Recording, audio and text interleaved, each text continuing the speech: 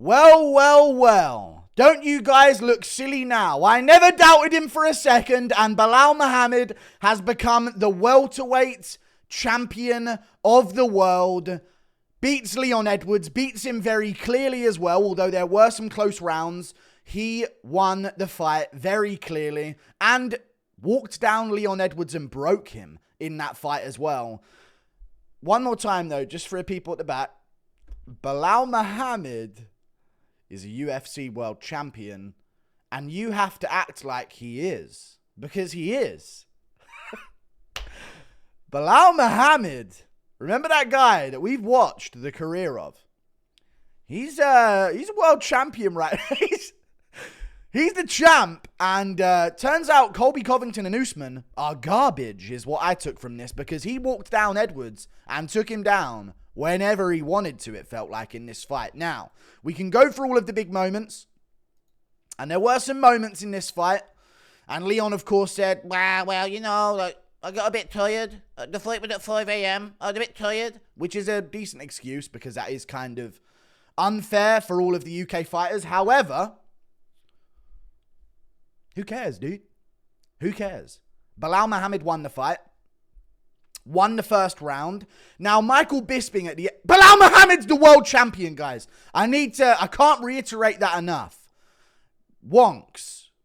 Want the rap from Sausage Party. He did it, guys. He's the world champion, okay? And he won the first round again. Listen, man, he wobbled Edwards with an uppercut in round one. I didn't believe it at first. I was like, hold on a second. Edwards is hurt by something here. Because I saw Belal throw a punch, but I'm like, wait, what? How is Edwards wobbled? Someone must have thrown a chair at him from cage side. You know what I mean? I was like, wait, I saw the uppercut from Belal, but what the fuck rocked Edwards? Belal Muhammad. Belal Muhammad rocked Edwards with an uppercut, and Michael Bisping on the commentary afterwards, yeah. Listen, I'm a big fan. I'm biased towards UK fighters. I just am. I'm from the UK, patriotic. I want them to win, okay? I want them to show dominance. All right, guys? But these commentators have got to hide it a bit better, because Michael Bisping, yeah, was, as soon as the fight was over, he was like, I don't know. Maybe round one. And I'm thinking back at round one, and I thought, maybe, but no. Edwards did get wobbled by an uppercut. But Belal Muhammad... Belal Muhammad's a world champ. Oh, that is funny. But yeah, he's a champ, I guess, which is crazy. But round one, he took down Edwards, and immediately, as soon as he shot the takedown, I was like, it's in. It's in. He's got the takedown. Because he shot in for it and immediately got the hips of Edwards secured, got his hands connected behind the back, and then just took down Edwards. Edwards eventually worked back up to his feet, and Belal, of course, did nothing entertaining at any point ever in the fight in terms of his control time that he had. Not a single thing was entertaining about it. But that is Edwards as well. Like, people are going to come at me saying, why are you calling Belal Muhammad boring? But that's Edwards. They're the same guy. Like, we are stuck right now in a very lame, boring era of the welterweight championship, because we used to have... This is kind of feels like when Woodley got it, in a way. Even though he got it in devastating fashion, we had Lawler, you know what I mean? We had him versus Condit, and then it was like this era of wars that were going on in the welterweight division. But still, Belal Muhammad won. He won the first round. I actually thought, if you take away the fact that Edwards got wobbled by the uppercut, it was competitive until the last 30 seconds, where Belal got another takedown and like spent a bit of time on top. So I thought that secured it, even if you didn't see that Edwards got wobbled by the uppercut. So round one was guaranteed Belal. Round two was guaranteed Belal as well, because Edwards was doing good. He was landing good shots. He landed good knees to the body and a good elbow at one point, a good uppercut on Belal, a good left hook. Belal's chin held up. And he just got the takedown towards the end and stayed on top of Leon Edwards and did nothing with it, just laid there. But he laid there well. Like, he did really good at just laying there being dull. And he won that round as well. Now, round three, Edwards won the third round, I thought, because he actually started doing his own grappling and turned it back around on Belal Muhammad. Now, this is where the problem for Leon Edwards in this fight began. Round four, Belal did his thing, got his dominant grappling moment. But then, of course, Leon Edwards at the end of the round would reverse and end up in a good position. And that would sort of give the crowd a little bit of excitement. And, you know, there'd be a bit of hype like, oh, he escaped the position, no. And in round 5, similar situation. Edwards is doing okay early. Belal gets the takedown, dominates the round. Edwards reverses, beats the hell out of Belal at the end of it with elbows. And Belal is, in true Belal Muhammad fashion, if only this was a split decision. That's all I'm saying. If only one judge did have it rigged for Edwards and it was a split decision win for the World Championship, the memes would be complete. But in true Belal fashion, he's getting his ass handed to him at the end of the 5th. He won the belt, yeah. He got smashed open by elbows at the end of the 5th. And it looked like Edwards was about to put in a rear naked choke on him because he turned away. I know he knew it was the end of the fight, but still. He turned away and had his neck up in the air. And Edwards, a couple more seconds, slicing up that rear naked. But Belal won regardless. It's just funny that because it's Belal, he was getting busted up at the end. But that was the story of this fight, I felt like. Belal Muhammad was on go. From the get-go of the fight, he was pushing, he was backing Edwards up, he was doing what it took to win while risking losing. He was risking being KO'd. I saw his stand-up in the early rounds. It's fucking atrocious. The way he has his chin up in the air and all of this, but people get overwhelmed because he does it all. Shoots takedowns. He's not a master of anything. He's good at everything, though. You know what I mean? He's not great at anything, but he's good at everything. And that's a problem. That's a real big problem, and we're seeing that throughout the UFC. You see this guy, he's never going to be a champ. Look how shit he looks, Merab. Look what he did to Peter Yan. You know? You could go through every fight before that and say, well, Yan's got great takedown defense and better than anyone Merab's ever fought, and Yan's got way better striking than Merab. Look at them strike. Merab has no idea what he's doing. But because Merab does everything good, and he will do it, some people do everything good and they don't shoot takedowns. Arnold Allen didn't shoot a single takedown on Giga Chikadze. Some people do everything good, but just don't use it. Edwards, though. And this is where it really did lead for a demise of Leon Edwards. Bruv, I like Leon. I think he's a cool dude. He ain't done nothing wrong. You know what I mean? I think he's a good guy, a family guy. But one head kick doesn't mean you have a dog in you. He landed the head kick on Usman. I completely understand. But I made a tweet after the fight which kind of summed up Leon Edwards' problem in his game. I'm not saying it was a problem in this fight, but it might just be a problem in Leon Edwards, which is why Belal won. A lot of people took it as me making excuses for Leon by talking about how bad his fight IQ was. No, I'm not making excuses. That's why he lost. Belal has better fight IQ than him, and he does everything he needs to do to win. Leon Edwards, dumbest fight IQ sometimes, man. I said, oh my God, I just reversed position on Belal with about 30 seconds left, which he did so much in this fight. Let me make sure I keep good head position on top control and secure this half guard. He does things like that. And then I said afterwards, he tries to do everything so perfect. Sometimes you've got to let the JDM out of you. And what I mean by that is, a lot of people are saying, you're coping, like they want me to be mad about this. And don't get me wrong, it is annoying because we're going to have to look at Belal for a bit. But I don't care. Let the Middle East have their first ever combat sports champ, ever. Let them. It's great for them. It's good for the market over there. I think it's inspiring. I'm not going to say the word because so-and-so's in charge of YouTube, but there's a group of people that are real happy with Belal's win and they needed a win right now. You know, if you know, you know.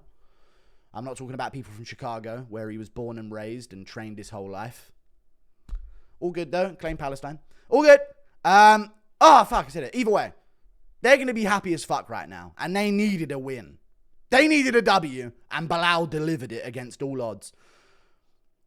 But I said, he tries to do everything so perfect sometimes, you got to let the JDM out of you.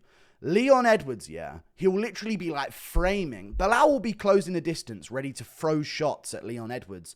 And Edwards is reaching for his guard so he can perfectly manipulate an elbow counter as he comes in. And it just never ended up going, and he never ended up throwing too much. And he's keeping his guard all perfect up against the cage, and then he just gets double-legged. And even with the grappling, which is the main point, at the end of some of these rounds, remember, Belal was doing fuck all on top. That's what Belal does. He's dull. He has no warrior instinct to be I'm going to just, I'm going to beat this guy into the ground. You know what I mean? He's just happy to lay there in position. Edwards too. Not saying it. Edwards does it too. But in this fight, Edwards showed some urgency at the end of the fifth. But in the fourth, in the third, Edwards would reverse position. Maybe even in the second he did this at one point as well. And he just would lay there. And I'm like, dude, you've got a minute left. You've lost this round on control. He hasn't done much damage to you. You've got a minute to work now. There was a moment at the end of round 2 where I genuinely believe Edwards could have stolen the round for himself if he would have let Belal up and started swinging at him as he got back up to his feet and got some damage out there. Edwards was like, I need to keep this top position. At the end of round 2, you don't win the round from that. So Belal's down there like, well, okay, I've won the round. Keep me down here. I'm not even going to try and get back up. But what Edwards should have been doing is, at the end of round 4, fucking rain down some elbows. He's just like making sure he's got head position and he's getting one hook in on the back up against the cage. Separate and fucking JDM this motherfucker up. And I say JDM because that's who JDM is. If he's losing, he's going to let you back up outside of a scramble. Like if he scrambles out in round 4 the way Edwards did, he's letting Belal back up and he's looking to time a knee on Belal as he gets back up. And then once Belal's back up, he's going to go swinging with his chin up in the air, which isn't technically good and it's not what you're taught to do, which is why Edwards doesn't do it, because Edwards is everything you're taught to do as an MMA fighter. Edwards does it well. But sometimes you got to let that dog loose. And Belal kept pushing. His boxing, his jab looked good. I'll admit that. His boxing looked atrocious in general. Like, he looked like dog shit on the feet. But so did Edwards in this fight, to be honest with you. The pressure was a little bit too much for him. But Belal looked dog shit on the feet in general. But his jab was good. And his uppercut was all right whenever he had Leon Edwards keeping his hands up. And once he had Edwards keeping his hands up, the double leg was all right. He don't need to have all of this. He don't need to land a spinning back kick. He don't need to land a head kick. He don't need to land a front kick. He don't have to do any of these things that a good fighter would do. He just has to do the basics. Push forward. Keep your guard up. You ain't getting taken down by Edwards because you're Belal Muhammad and you know that. Jab. Lead uppercut whenever he brings his guard up close. Shoot a double leg when his hands come up. Boom. Perfect recipe for a win for Belal Muhammad. And now I get to talk about Tom and Paddy. Now we talk about the fucking big news on the card. But Belal won. Good for him. I don't really care what's next, but we'll see. We'll see. Yeah, one day the welterweight division will have some dogs at the top again. You know what I mean? We'll have some real good scraps. But until then, we got these pussies to deal with. So we'll see. But great win by Belal. Awesome win. It's not great to have him as champ, and you know it. But Edwards is the same. I've been saying that. Like I was saying, oh, I'm so angry about Belal being champ. He's so boring. He doesn't get finishes.